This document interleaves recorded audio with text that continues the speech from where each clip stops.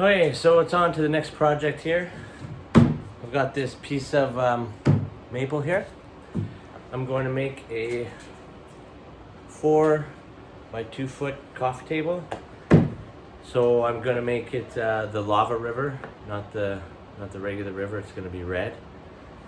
So what I need to do, cut this board, this live edge piece right down the middle. And then I'm gonna have to build my mold to pour the epoxy. So let's get this thing cut.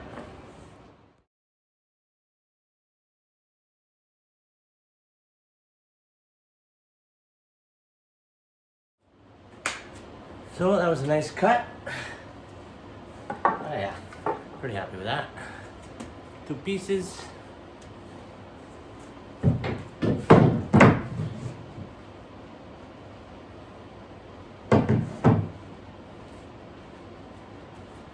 So table is gonna be, well, not like that. This is gonna be like that. So this whole inside is gonna be a river. It's gonna be a lot of epoxy, but it's gonna look dynamite. So what I will need to do next is scrape off any loose bark pieces. Not too much on these pieces, but nonetheless, it needs to be done or else the bubbles just get uncontrollable. So I'm gonna get that taken care of now.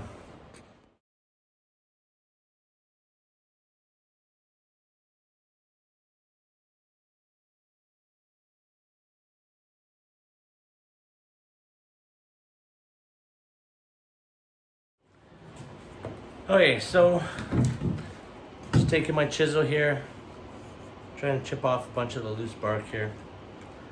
Don't try to go too nuts on this step. Just get it with your angle grinder after, like a bristle brush end.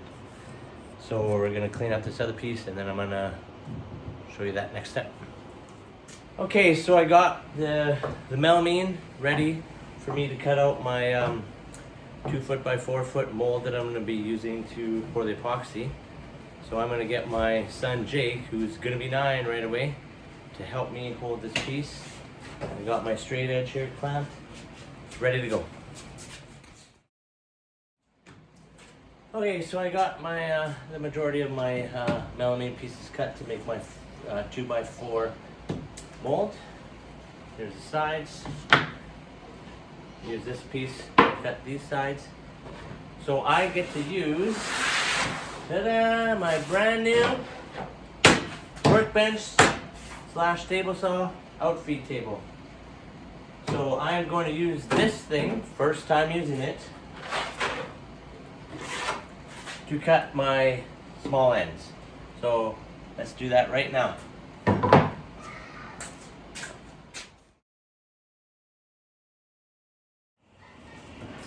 Okay, so I got all my pieces cut. I got all my holes ready to be pre-drilled. Want to have them pre-drilled so these don't snap. So we're gonna get all these holes pre-drilled.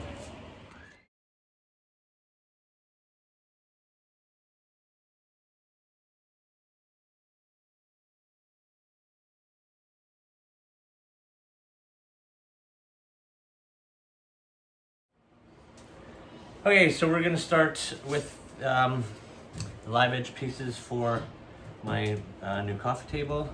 This is my nephew Nick. He's here to learn and help.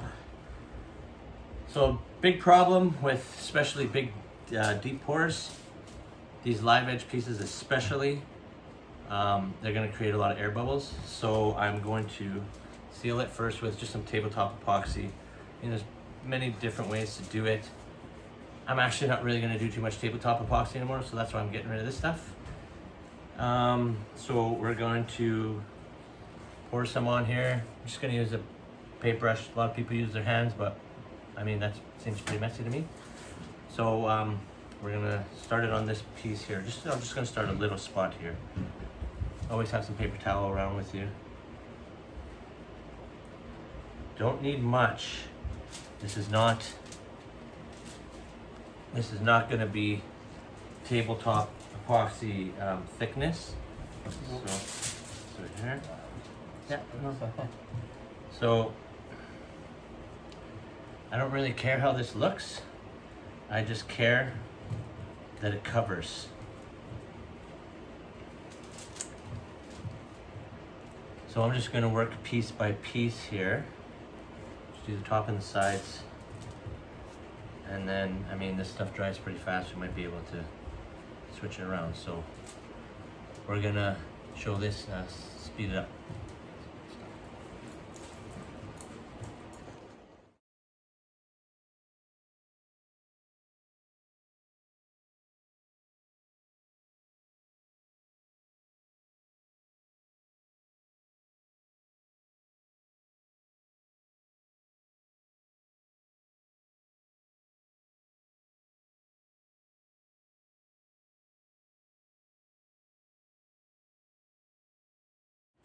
Is it video?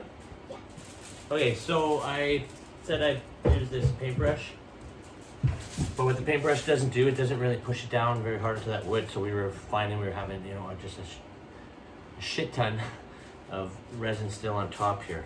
We don't need it to be very thick. We just need it to coat. So I'm just going to probably just use my scraper from here on out. Okay, so Nick's gonna finish off these edges here. What I found is the paintbrush works really well with the scraper because, you know, it's just easier to apply it this way. And on the top, you're gonna have to use that scraper because it's just gonna pool up there and there's gonna be tons. So just using a combination of the paintbrush and the scraper, and it cleans it up quite nice.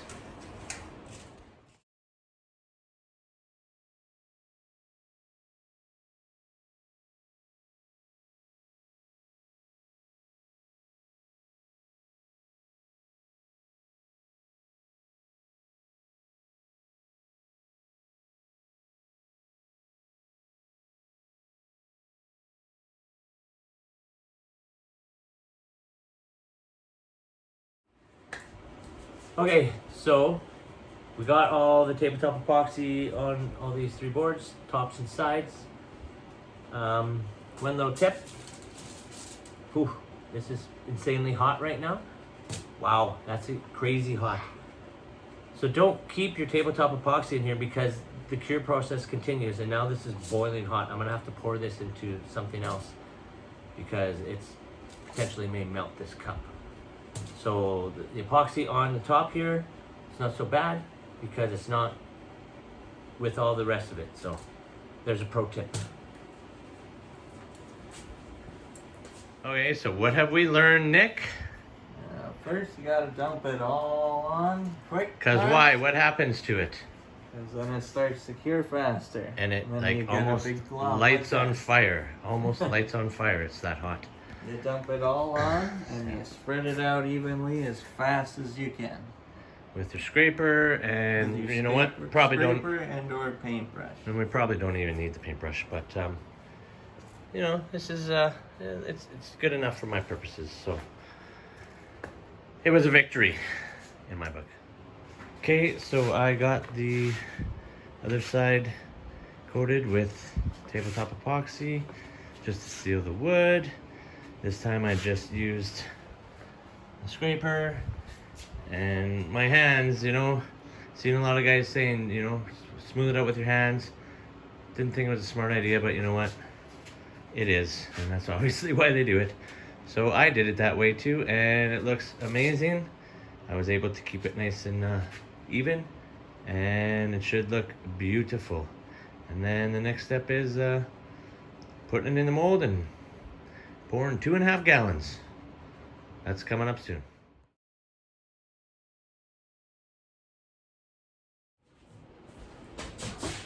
Okay, so I have my 3 live edge maple pieces sealed with tabletop epoxy.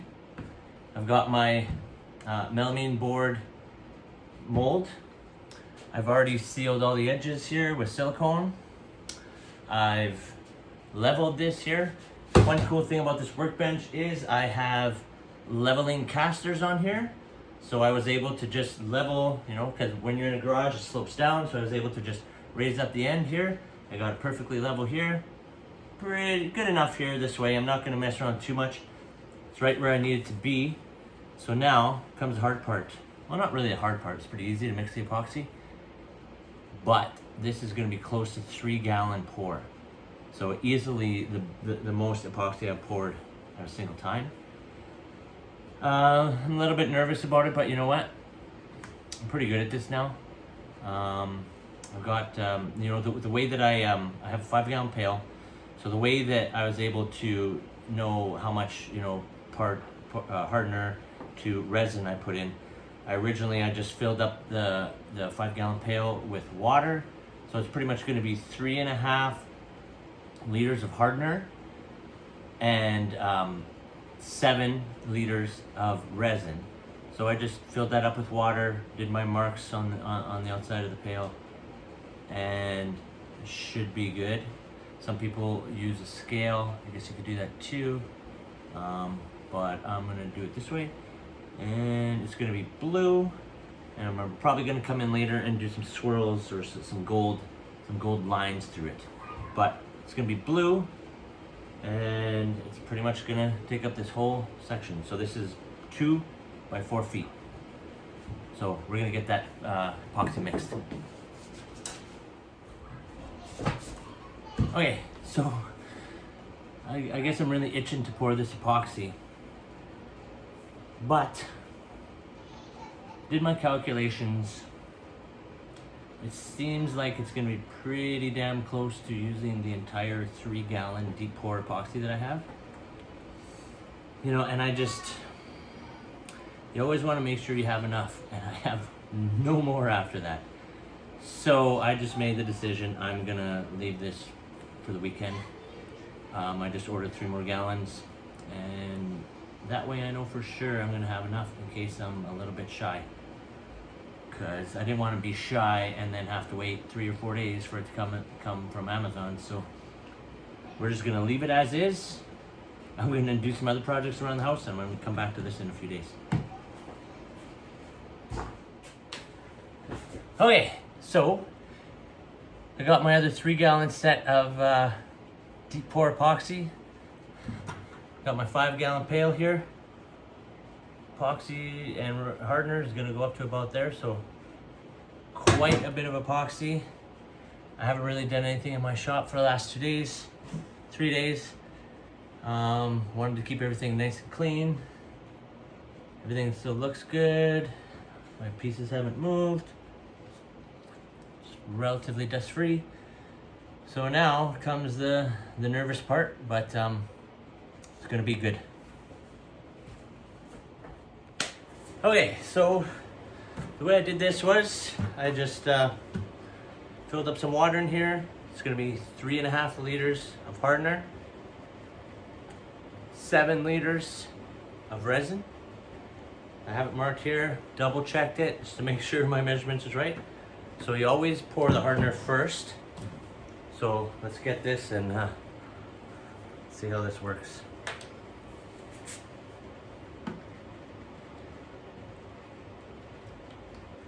So this is easily the most resin I've ever attempted to pour. So it should be pretty much almost all this container. That's why I got a whole other 3-gallon set, because I might need some more. You want to pour it slow, so you don't get any bubbles. Or less bubbles. You're always going to get bubbles, but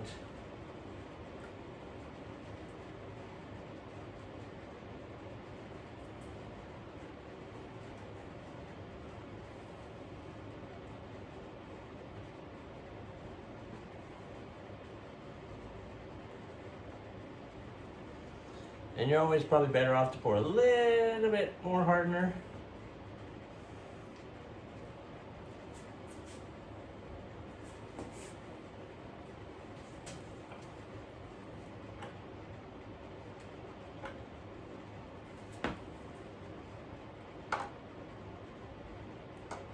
Okay, I'm happy with that. Now it's the 7 liters of resin that we have to do.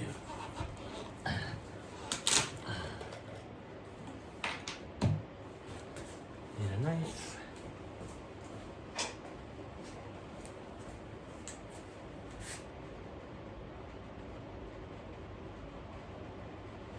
Yeah, looks good.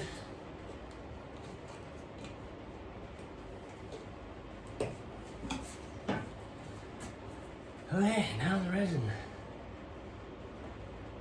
So the resin is obviously thicker than the hardener, and you just want to pour it nice and slow. Try not to have it splash.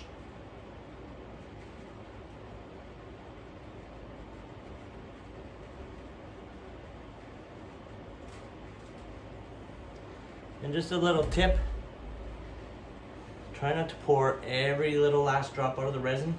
Sometimes at the bottom it gets a little bit chunky.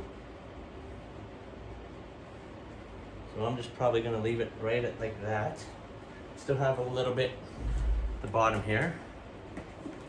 I mean, this is a pretty new 3-gallon set of epoxy, so it shouldn't be bad, but this is gonna be a nice table, so I'm not taking any chances.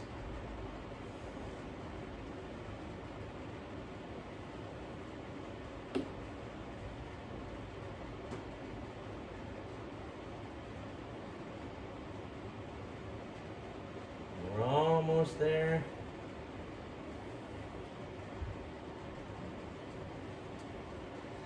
So it is a good idea that I did get my extra 3-gallon set.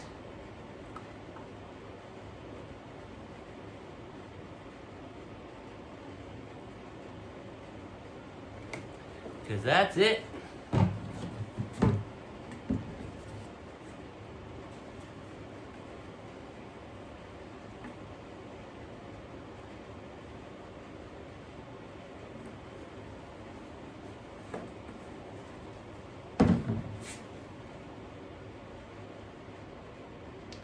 Okay, I'm happy with that. Now it's time to mix in the color. So when it comes to color, I'm just gonna be using regular blue, sky blue, mostly blue, a little bit of sky blue, and a little bit of iridescent gold.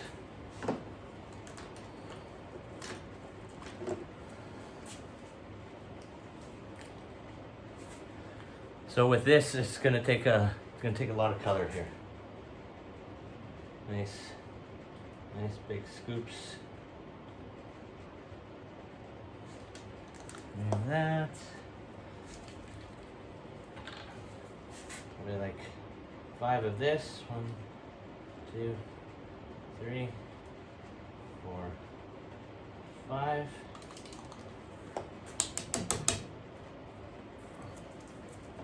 And maybe like 1 nice giant scoop of iridescent gold.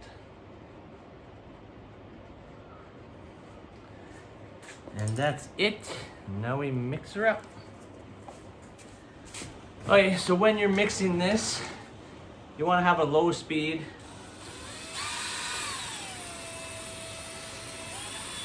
Because the more you mix it up, the more air bubbles you're going to get. So just keep it on first speed here.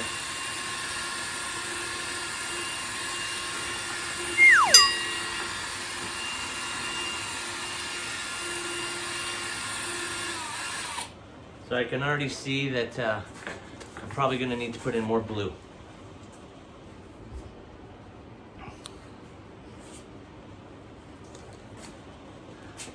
I'm just going to tap it in here.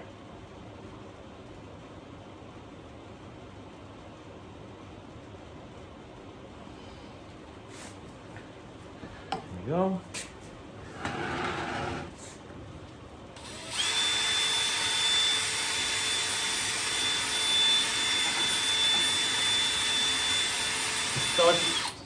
So I can already tell color's looking pretty good. So I'm just gonna mix it up for about 5 minutes.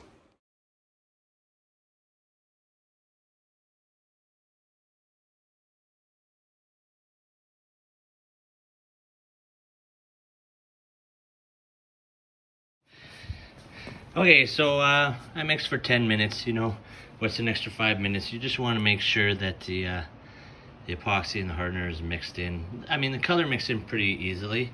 It's just the resin and the hardener that you want to make sure mixes in. So one thing I don't have yet, and I'm buying right away, is a vacuum sealer. So if you can see all these air bubbles everywhere. So you know, a vacuum pot will get out all the air bubbles. I don't know if I can find one big enough for this 5-gallon pail, but for smaller projects, it's definitely worthwhile. So what I do instead is I just let this stuff sit for at least half an hour, maybe even longer because of how much I have here. But you basically just hit it with a heat gun. Some people use a torch. Well, a torch is, you know, just, you can burn plastic with a torch, so I just use a heat gun. Works really well, so I'm gonna hit it with a heat gun and then let it sit for half an hour at least. Here we go with the heat gun. See these bubbles just disappear.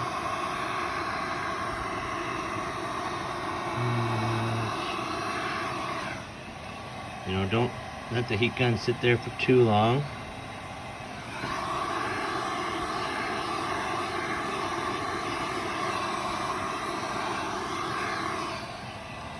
So I can already see with this, you know, with using a drill to mix it, there's a lot more air bubbles in this thing, but they're going to dissipate pretty quickly. So maybe one more time with the heat gun. Okay, and that's it. I mean, it's pretty good for now. So we let it sit for at least half an hour.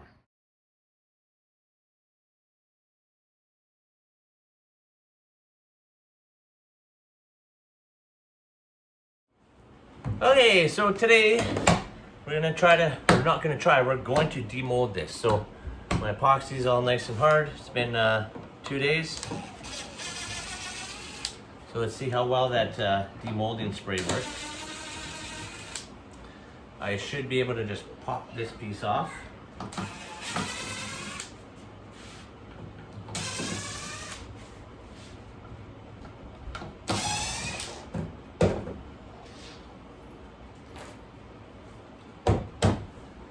Cross your fingers.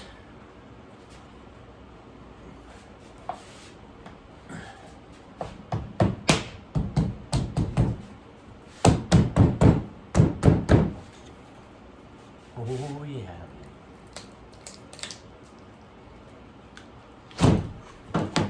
Woo! Beautiful. Highly, highly, highly recommend demolding spray. So now I'm just gonna, so the reason I'm trying to do this is, is I want to keep these pieces of melamine. I mean, it's relatively cheap, but why not, don't be wasting. So I'm gonna do the whole rest of this and we're gonna have our piece and we can check it out.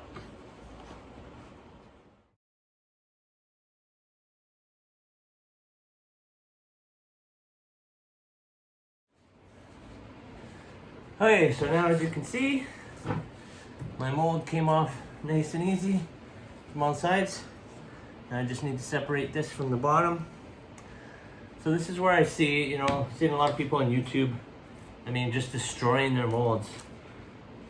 I'm just gonna try to save it. So we're just gonna try to gingerly pry this part loose, but using that demolding spray, this should be quite easy.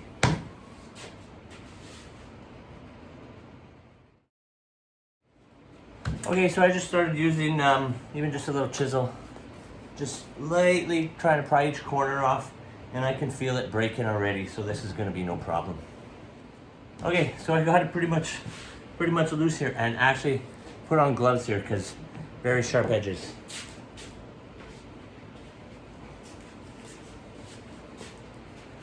Put on my handy dandy gloves. Give it a little bit more. Oh, I can feel it's coming off already. I'm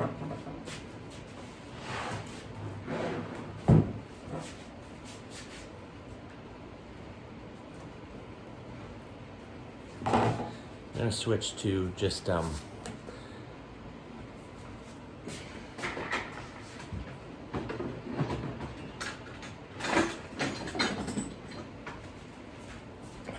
Just need a little pry bar. Don't really need a very sharp chisel.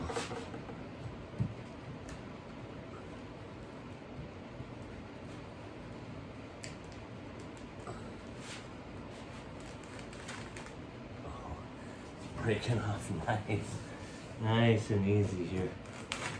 Look at that. Pretty much done right there. Look at that. Look at that.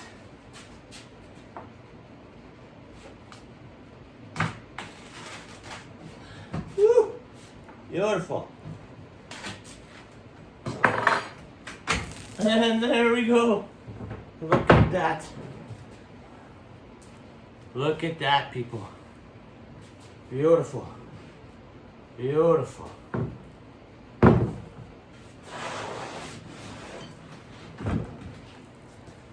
Absolutely no breakage, no cracking.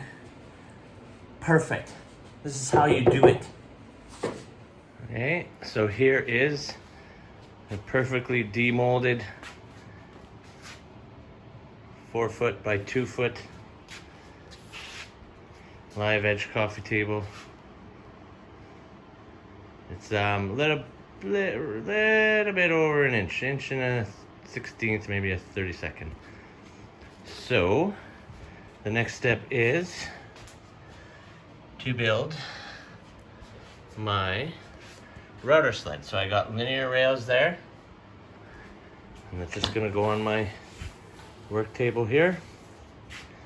Here's my router. I'm gonna grind all this down to, it'll probably be right around an inch thick. I don't really wanna get too much onto the epoxy. I just wanna, like if you can see here, yeah, there's a, 1/4 inch height for the wood on some places. Here too, but we're gonna grind that all down to where it's perfectly fat. But I am super impressed. This is the first time I've done a piece this big with epoxy, and it could not have turned out better. So, hell yeah.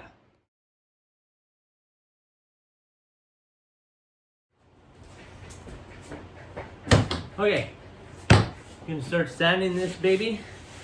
So I just basically used a bunch of UV resin, filled in any little gaps that I thought were too much for me to take. Now we're just gonna sand this with 100 grit, 150 grit, 180 grit. Actually, this is the bottom. We're only gonna probably do to 150. 100 then 150. The top part, we're gonna go to 180. Maybe even a little bit more because there's lots of epoxy, but probably just 180. Give it a nice finish. It's gonna look beautiful.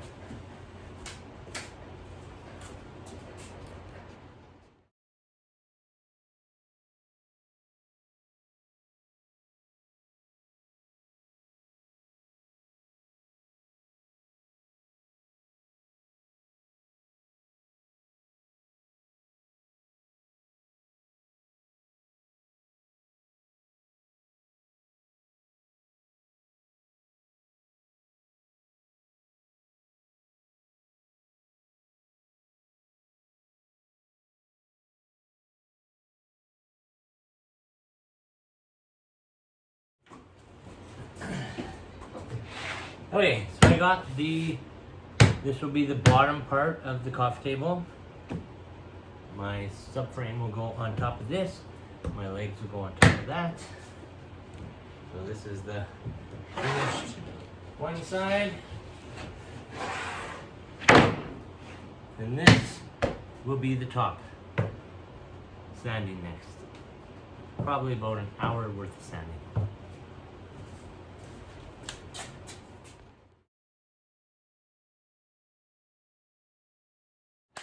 Okay, ladies and gentlemen, I've got a new tool here. So, I bought what is called plunge cut track saw. This is a 6.5 inch. Just a Wen, just cheap one, but it does the job. It's $150.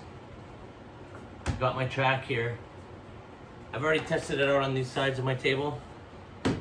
It's beautiful. So I'm going to show you exactly how this thing works to do the long cut on this, but it works amazing. Okay, so I got the track here, clamped it down on this side. I got my nice straight line where I want to cut. This slides into this track like so. Need it plugged in first.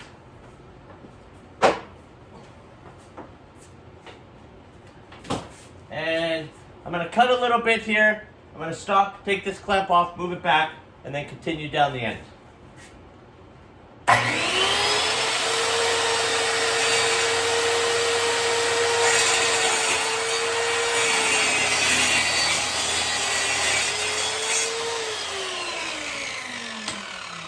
off my clamp here.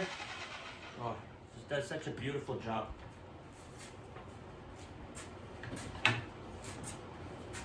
You don't even have to look at it.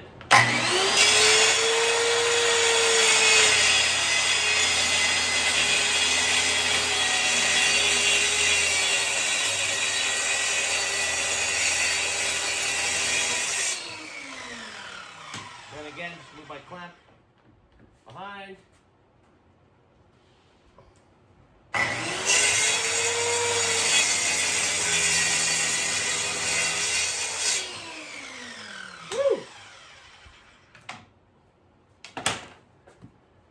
Man, I'm telling you, definitely worth $250 for the saw and the track, because my cuts are on the money.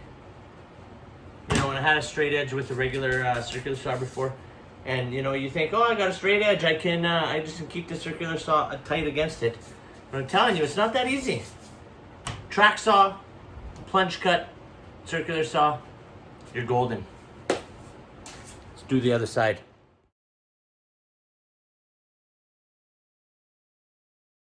Okay, so now, I mean, if you can see, I mean how dead straight that cut is. Man, this table's gonna look good when it's done. Almost there, now just a buttload of sanding next.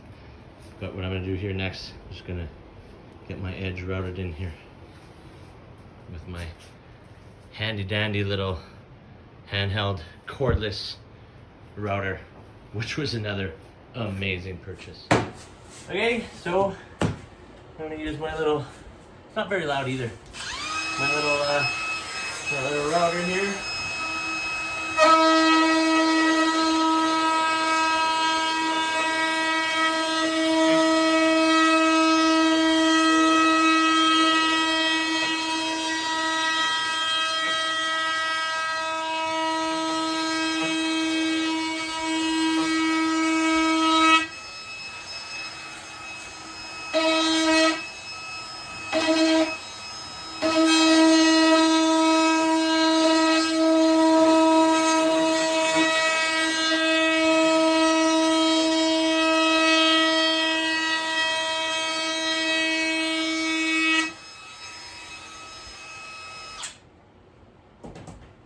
That thing works like a dream. You know what? You don't need tons of horsepower to get some good good router edge in here. So if you see, nice and beautiful edge there. Now just do the other side.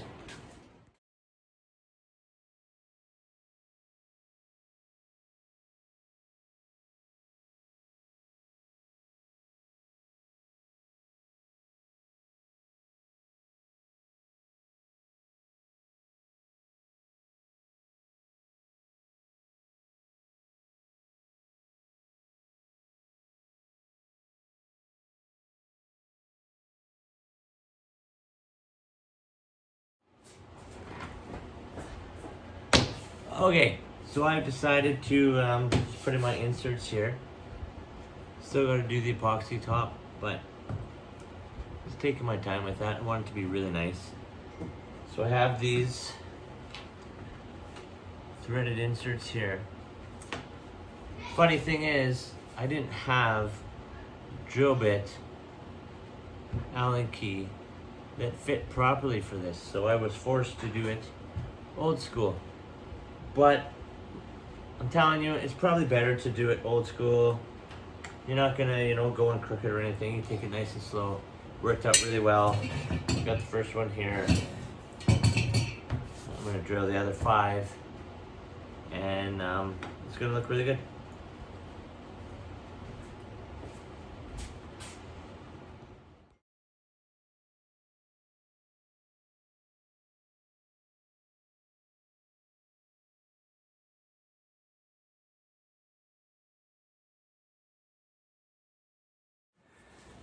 Okay, so it is time for the finishing touches. It's all sanded, cleaned, mineral spirits.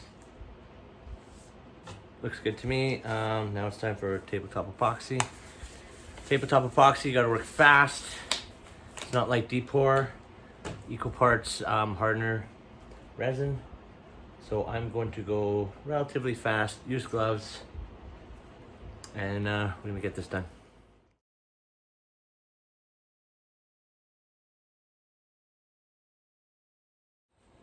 Okay, so when we're putting on the epoxy here, you want to just, you know, pretty much pour it all in the center, and then just slowly work it around without going over the edges too much yet.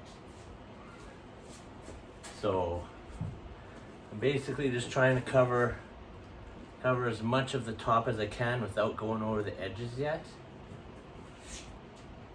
You know, just swirling it all around. For this 4 foot by 2 foot coffee table, I mixed up 32 ounces. I just want a very thin coat on the top of this. So that'll probably be good. But like I said, I'm just trying to get it to the very edge. Because as soon as you start going over the edge, it gets messy, like it's already starting to do, and I haven't even started going over my edges yet. So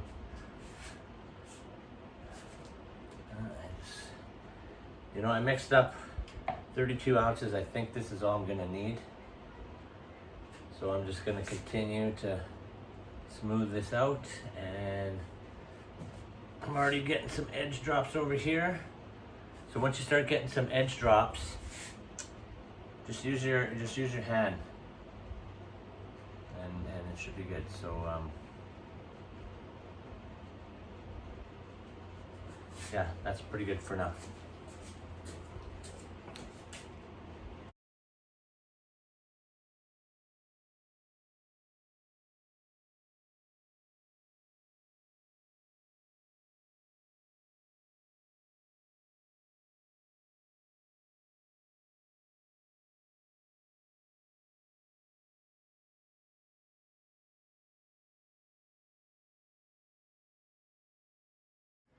Okay, so there is the first coat of my tabletop epoxy. I wanted to make sure it was nice and thin, because I'm telling you, if you go even slightly too thick, it will not cure. So that may look rough now, but I'm gonna add another coat and then I'll sand it down. It's gonna look beautiful.